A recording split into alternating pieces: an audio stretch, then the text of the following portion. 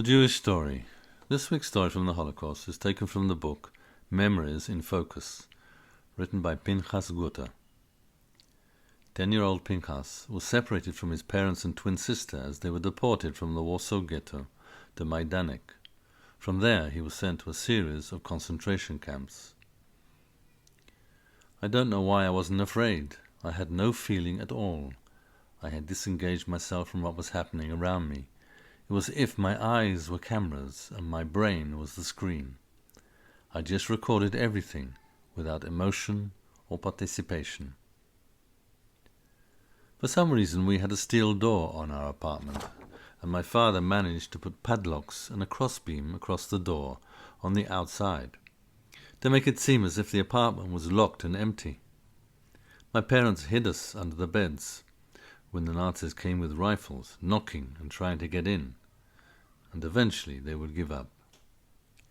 Later on, as fewer people were left in the ghetto, the Germans had 3 big actions, rounds-ups, to weed out those who were hiding. They always chose Jewish holidays to close off all the streets and force everyone to come down and show their documents.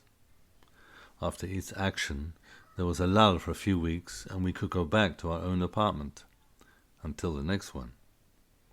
One particular action stands out because it was on Yom Kippur, and all the men were hiding in the attic, praying. The men were praying for deliverance, and my father put his talit over his head and mine, and he was crying. And the emotion of that is rooted so strongly in my being that today when I pray on Yom Kippur, that's where I am, standing in the attic in the Warsaw Ghetto.